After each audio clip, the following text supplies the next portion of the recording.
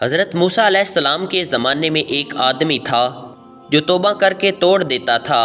اللہ تعالیٰ نے موسیٰ علیہ السلام کی طرف وحی نازل فرمائی کہ اس شخص سے کہہ دو کہ وہ آئندہ توبہ کر کے نہ توڑے، ورنہ میں اس سے ناراض ہو جاؤں گا اور اسے سخت عذاب دوں گا۔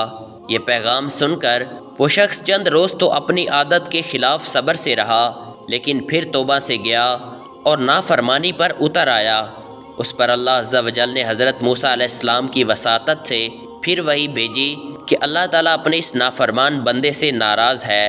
حضرت موسیٰ علیہ السلام سے یہ پیغام سن کر وہ اللہ کا عاصی بندہ جنگل کی طرف نکل گیا اور تنہائی میں یوں اللہ عز و جل سے مخاطب ہوا، اے پروردگار، تو نے موسیٰ علیہ السلام کی وساطت سے یہ پیغام بھیجا ہے، کیا تیرے بخشش کے خزانے ختم ہو گئے یا میری نافرمانی سے تجھے کوئی نقصان پہنچا ہے؟ کیا تو اپنے بندے پر بخل سے کام لیتا ہے؟ کیا کوئی گناہ تیرے عفو و کرم سے بڑا ہے؟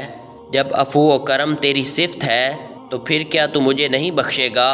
اگر تو اپنے بندے کو نا امید کر دے گا تو وہ کس دروازے پر جائیں گے؟ تیرے در سے ٹھکرائے ہوئے کس کی پناہ تلاش کریں گے؟ اے الہی، اگر تیری رحمت ختم ہو چکی ہے اور تیرا عذاب مجھ پر لازم ہو گیا ہے تو اپنے تمام بندوں کے گناہ مجھ پر ڈال دے، میں ان سب کے لیے اپنی جان قربان کرتا ہوں۔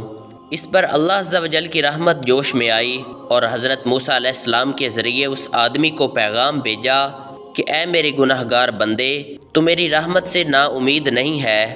اگر تیری خطاؤں سے زمین اور آسمان کے درمیان کی فضا بھی بھر جائے تو بھی میں تجھے بخش دوں گا، تو میری رحمت کاملہ اور عفو کا اعتراف کرتا ہے۔ اللہ اکبر۔